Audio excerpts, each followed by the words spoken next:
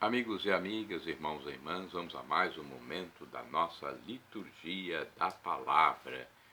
Momento de fé, de introspecção, de meditação. Vamos deixar Deus nos falar.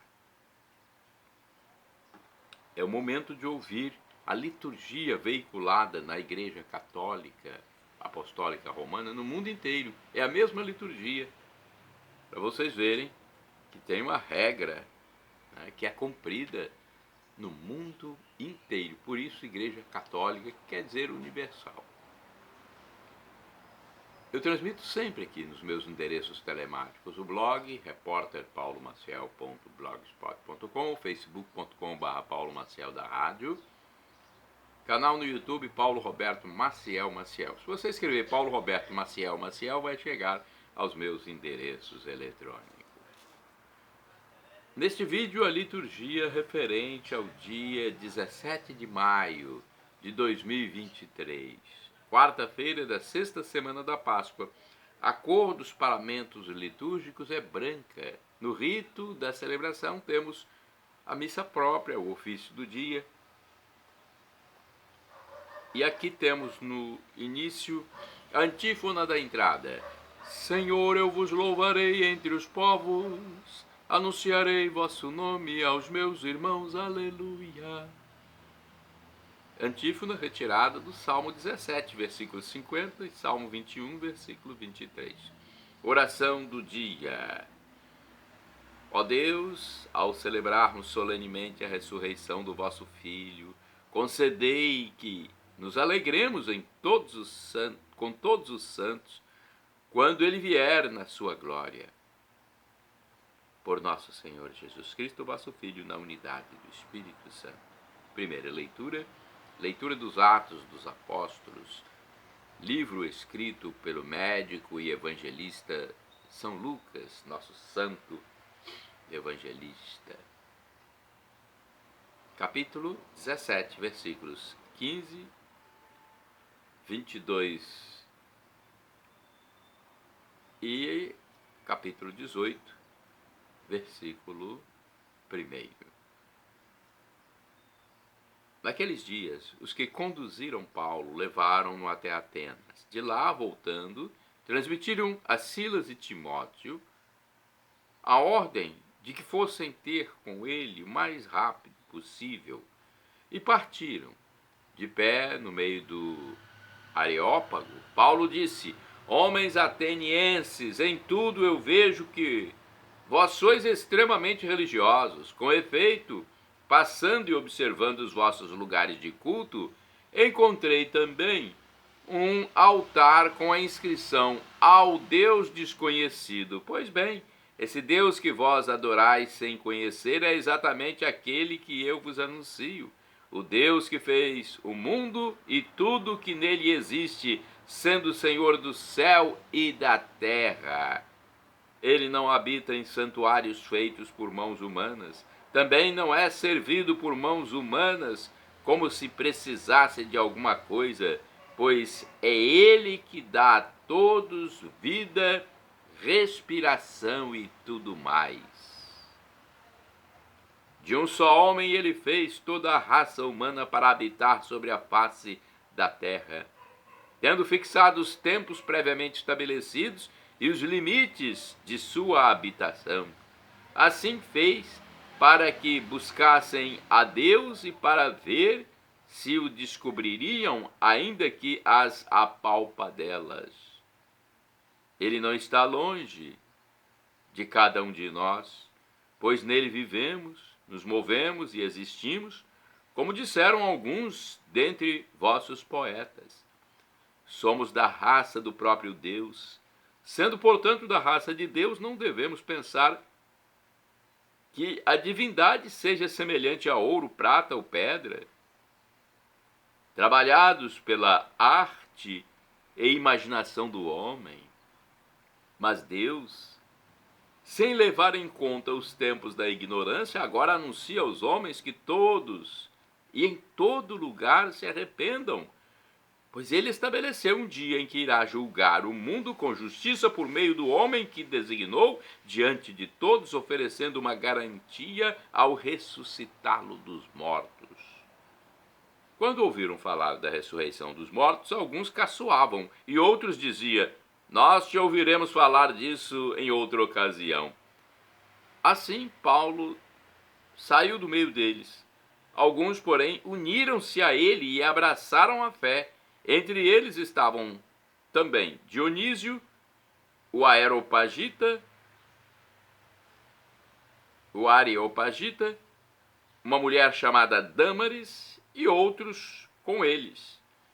Paulo deixou Atenas e foi para Corinto. Palavra do Senhor, graças a Deus. Vamos agora ao Salmo responsorial. É o Salmo de resposta. Salmo 148, versículos 1 ao 2, 11 ao 12ab, 12c ao 14a, 14bcd, refrão: da vossa glória estão cheios o céu e a terra. Repetamos: da vossa glória estão cheios o céu e a terra. Louvai o Senhor Deus nos altos céus. Louvai-o no excelso firmamento. Louvai-o, anjos seus, todos, louvai-o, louvai-o, legiões celestiais. Da vossa glória estão cheios o céu e a terra. Reis da terra, povos todos, bendizei-o. E vós, príncipes, e todos os juízes, e vós, jovens, e vós, moças e rapazes, anciãos e criancinhas, bendizei-o. Da vossa glória estão cheios o céu e a terra. Louvem o nome do Senhor, louvem-no todos, porque somente o seu nome é excelso. A majestade e esplendor de sua glória ultrapassam em grandeza o céu e a terra. Da vossa glória estão cheios o céu e a terra. Ele exaltou seu povo eleito em poderio. Ele é o motivo de louvor para os seus santos. É um hino para os filhos de Israel, este povo que ele ama e lhe pertence. Da vossa glória estão cheios o céu e a terra. Repitamos: da vossa glória estão cheios o céu e a terra. Vamos aclamar o Santo Evangelho com um trecho de João 14, versículo 16. Aclamemos o Santo Evangelho, então. Aleluia, aleluia, aleluia, aleluia, aleluia, aleluia, aleluia, aleluia. Rogarei ao meu Pai, e ele há de enviar-vos um outro Paráclito, que há de permanecer eternamente convosco. Aleluia, aleluia, aleluia, aleluia, aleluia, aleluia, aleluia, aleluia.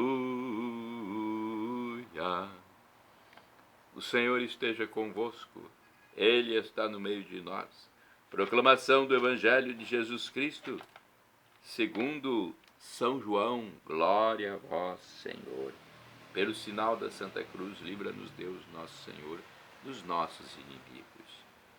Naquele tempo, disse Jesus aos seus discípulos: tenho ainda muitas coisas a dizer-vos, mas não sois capazes de compreender agora. Quando, porém, vier o Espírito da verdade, ele vos conduzirá à plena verdade.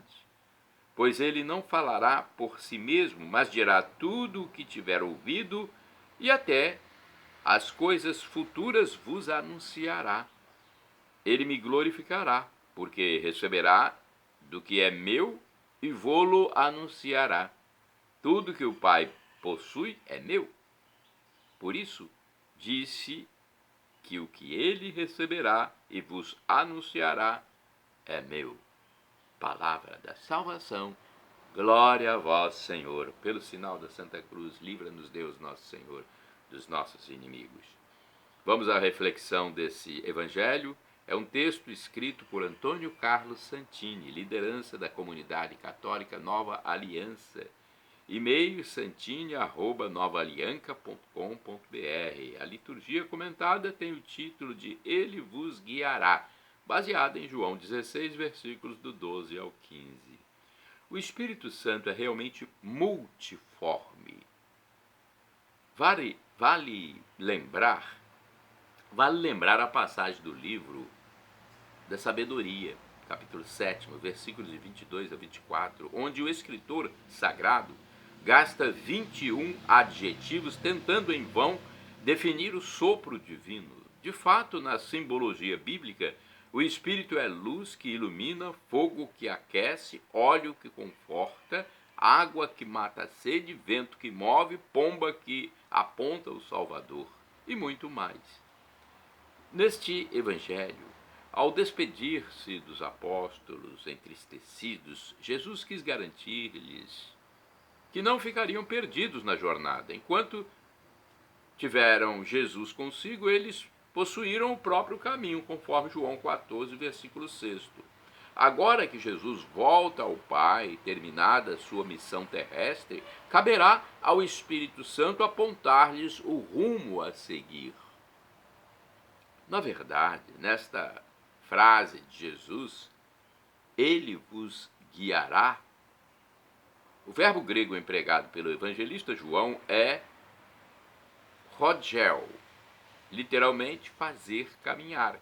Não apenas aponta o rumo, mas põe em movimento. Ao contrário do que disse o poeta espanhol, não é o caminheiro que faz o caminho. O cristão sabe que o caminho é que nos torna caminheiros. Como comenta como comenta a eminente biblista irmã Jeanne d'Arc, OP. A palavra é importante, é válida para toda a luz interior que esclarece a palavra de Deus. É válida também para a tradição da igreja, que ao longo de toda a sua existência cava ainda mais a verdade revelada. É também todo o trabalho da teologia que atualiza a revelação. A inteligência que crê a serviço da verdade sob a condução do Espírito Santo. Se nós não acreditamos firmemente nessa assistência permanente do Espírito de Deus ao longo da caminhada histórica da igreja, conforme João 14, versículo 26, logo passamos a vê-la reduzida a um simples clube de religiosos ou uma empresa de doutrinação. Só o Paráclito nos garante a inerrância da igreja. Só o Paráclito, o Espírito Santo, o Espírito da verdade, nos garante a inerrância da igreja, ou seja, que ela não erra. O Espírito Santo nos fará caminhar. Olha, a igreja de Jesus, antes de ser conhecida como igreja, era chamada de caminho. Está lá em Atos, capítulo 9, ou 9, versículo 2, capítulo 18, versículos do 25 a 26, capítulo 19, versículo 9 e também 23, versículos, deixa eu ver mais, capítulo 22, versículo 4, capítulo 24, versículos 14 e 22. Ser fiel é, pois, estar a caminho. O infiel logo para de andar. Mas para onde caminhar sem a iluminação do Espírito Santo de Deus? Para onde caminhar sem a iluminação do Espírito Santo de Deus? Sem esse seguro farol, acabaremos repetindo o apóstolo Tomé: Senhor, como saberíamos o caminho? João 14, versículo 5. Daí a premente necessidade de rezar todos os dias pedindo a luz do Espírito Santo para nós e nossas comunidades. Sem o Espírito Santo, o corpo da igreja é apenas um defunto. Não há outro caminho a seguir. Então vejam bem a importância do Espírito Santo que Jesus deixou para nos iluminar, para nos conduzir, né, nessa caminhada. Orai sem cessar, irmãos e irmãs. Envias, Senhor, o teu Espírito e renovas a face da terra. Salmo 104, versículo 30. Agora vamos ao santo do dia. Eu pesquisei no site do Vaticano. Todos os dias nós temos importantes santos para nos iluminar também. Os santos nos mostram o caminho porque eles seguiram o que Jesus mandou. Eles foram fiéis a Cristo. Por isso nós falamos deles. São faróis que nos iluminam nessa nossa caminhada terrena rumo ao céu, rumo ao novo paraíso, ao novo Éden. Então vamos lá, vamos ver aqui no site do Vaticano os santos que estão publicados neste dia, 17 de maio. É dia de São Vítor, mártir na Via Salária Antiga. Sabemos por meio de antigos testemunhos que Vítor, mártir romano do século IV, foi enterrado no cemitério de Santa Basília ao longo da Via Salária Antiga. Às vezes é recordado como junto com outro mártir de origem egípcia, Santo Andrione de Alexandria, do qual, porém, se conhece apenas o nome. Outro santo de 17 de maio. Santo de 17 de maio é São Pascoal Bailão, leigo franciscano, padroeiro das associações eucarísticas. Nascido em Aragão, Pascoal era um pastor. Tentou e conseguiu entrar para os franciscanos alcantarinos de Santa Maria de Loreto, mas permaneceu leigo por não se sentir digno em emitir os votos. Pela sua devoção foi chamado Serafim da Eucaristia. Faleceu em 1592 e foi canonizado em 1690. Precisamos ter um coração de filho para Deus, um coração de mãe para o próximo, um coração de juiz para si. Pascoal nasceu no seio de uma família pobre de Aragão, Espanha, e desde a sua tenra idade começou a ser pastor de ovelhas. Para ele, que amava tanto a Jesus, era a condição ideal. Podia isolar-se quando quisesse, meditar e rezar. Pascoal aprendeu a ler sozinho como autodidata através dos livros de oração. Aos 18 anos, tentou entrar para o convento dos franciscanos reformados de Santa Maria de Loreto, chamados alcantarinos, por obra de São Pedro de Alcântara, mas foi rejeitado, talvez por causa de sua jovem idade. O senhor rico, para o qual trabalhava, até lhe fez a proposta de adotá-lo e torná-lo seu herdeiro, mas ele não aceitou, porque estava decidido a se tornar franciscano. De fato, tentou novamente em 1564 e se tornou noviço. Pascoal destacou-se logo no convento por sua inteligência brilhante, fé inabalável e dedicação incrível à oração e adoração ao Santíssimo Sacramento.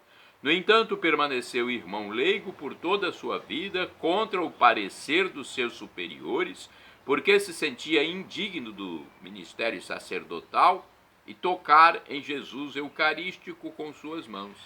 Rejeitou também todo e qualquer encargo importante, fazendo as tarefas mais humildes, como a de porteiro do convento de Játiva e Valência. Porém, não pôde recusar a tarefa que lhe foi confiada pelo ministro provincial em 1576 de levar documentos importantes ao padre-geral que residia em Paris. A viagem a Paris era longa e perigosa. Pascoal corria o risco de ser morto pelos calvinistas. Muitas vezes foi espancado, zombado, insultado. Em Orleans, quase foi apedrejado por uma disputa acirrada sobre a Eucaristia com seus opositores. A Eucaristia estava sempre ao centro da vida e da espiritualidade do frade Pascoal. Quando voltou de Paris, escreveu uma coleção de máximas para provar a presença real de Jesus sob as espécies do pão e do vinho e o poder divino transmitido ao Papa. Este livreto foi parar nas mãos do pontífice em Roma, que lhe deu o apelido de Serafim da Eucaristia. De fato, a presença de Pascoal no mundo era angélica. Seus confrades muitas vezes o viram em êxtase ou até em elevar-se durante as horas de adoração a Jesus Eucarístico, sobre a qual falava continuamente aos fiéis, aos frades e a todos em cada momento e por toda parte. Há uma coincidência curiosa na vida de Pascoal. No dia de seu nascimento, em 16 de maio de 1540, ocorreu no dia de Pentecostes seu falecimento. O dia de seu nascimento, em 16 de maio de 1540, ocorreu no dia de Pentecostes. E seu falecimento, por fraqueza, provações constantes, jejuns e privações corporais, em 17 de maio de 1592, também no dia de Pentecostes. Então nasceu e morreu no dia de Pentecostes. Além do mais, seu nome Pascoal deve-se também a um evento. A solenidade de Pentecostes, em espanhol, era chamada Páscoa Cor-de-Rosa ou Páscoa de Pentecostes. Páscoa do Pentecostes. Na pobreza material, que o frade sempre buscava e que o acompanhou por toda a vida, Pascoal foi enriquecido pelos dons do Espírito Santo, sobretudo pela sabedoria. Apesar de mal saber ler e escrever, muitas personalidades o procuravam para pedir-lhe conselhos. Entre os franciscanos era ainda considerado um teólogo e para os fiéis um ponto de referência. No entanto, como foi dito, ele nunca foi sacerdote e nem teve a alegria de dar Jesus Eucarístico aos fiéis. Esta era uma das tantas privações que havia decidido se infligir porque não se considerava suficiente digno. Após passar por tantas provações e mortificações do corpo, Pascoal faleceu em 1592, depois de receber a comunhão no convento de Vila Real. Dizem que, durante o seu enterro, o frade ainda abriu os olhos para adorar mais uma vez Jesus na Eucaristia. São Pascoal Bailão foi canonizado pelo Papa Alexandre VIII, há quase um século depois da sua morte, enquanto em 1897 o Papa Leão XIII o proclamava padroeiro das obras e dos congressos eucarísticos. São Pascoal Bailão, rogai por nós. Agora eu quero passar aqui para a página da revista.arautos.org, porque também há alguns santos aqui que eu quero transmitir uma pequena palavra para vocês. Santa Restituta é santa do dia 17 de maio, virgem mártir. Viveu mais ou menos lá nos anos 300. Foi morta em Cartago durante as perseguições de Diocleciano. São Pedro Liu Venyuan, mártir, morreu em 1834. Foi catequista, estrangulado em Guiyang, na China, por causa de sua fé em Cristo. Santa Júlia Sousano, virgem, morreu em 1929 e fundou em Casoria, na Itália, a Congregação das Irmãs Catequistas do Sagrado Coração de Jesus. Beata Antônia Mesina, virgem mártir, morreu em 1935, agredida por um jovem devasso quando recolhia lenha num bosque próximo a Orgosolo, Itália. Morreu em defesa de sua castidade, massacrada a golpes de pedra. Beato João Ziatic, presbítero e mártir, morreu em 1952, religioso redentorista, enviado ao campo de concentração de Osserlag, na Rússia, onde faleceu. Shalom Adonai é uma expressão hebraica que significa a paz de Deus é o que eu desejo para todos vocês. El Shaddai, também do hebraico, significa Deus onipotente, Deus todo-poderoso. Ele proverá aquilo que você pede, que você ora, que você suplica. Ele providenciará, se for para o seu bem. O professor e escritor de mais de 100 livros da Igreja Católica Apostólica Romana, Felipe Aquino, diz que Deus pode nos dar uma dessas três respostas: sim, não ou espere. E agora eu clamo do aramaico para o português, Maranatá, como dizemos nós católicos, com a tônica na última sílaba, ou Maranata, com a tônica na penúltima sílaba, como dizem nossos irmãos separados, os evangélicos ou protestantes. Não importa a pronúncia, significa: vinde, Senhor Jesus, vem, Senhor. Um dia ele voltará. Será numa dimensão mística, numa dimensão que nós não sabemos tentar descrever aqui, prever. Sabemos que ele voltará, Jesus virá de novo para levar os salvos, para viver com Ele a eternidade. Com Deus Pai, Deus Filho Jesus e Deus Espírito Santo. O apóstolo São Paulo diz que o sofrimento de agora nem se compara com a glória futura que será revelada em nós. Viveremos semelhantes a anjos. Olha, não teremos mais fome, mais sede, mais dor. Será uma elevação. Teremos a visão beatífica do Criador, de Deus. Para isso, nós temos que abraçar, tomar posse da graça que Deus nos deu. Ele humilhou-se por nós, desceu à terra, humanou-se, viveu, morreu, mas ressuscitou. Não só morreu, morreu e ressuscitou, venceu a morte, para que nós também vençamos um dia. E ele ascendeu ao céu, está à direita de Deus Pai, como nosso mediador, nosso sumo sacerdote, nosso irmão primogênito, aguardando a nossa salvação. Porque nós temos que abraçar a salvação, tomar posse dessa graça. Muitos não tomaram posse ainda. Ele já morreu por nós, ressuscitou por nós, ascendeu ao céu por nós e espera que nós aceitemos. Por isso temos que diariamente nos reconciliar com Ele. Perdão, Senhor, pelos meus pecados, passados, presentes, futuros, físicos, espirituais, pecados do pensamento, palavras, atos e omissões, e me dê a vida eterna. Meu Jesus, eu quero a vida eterna convosco. Meu Jesus.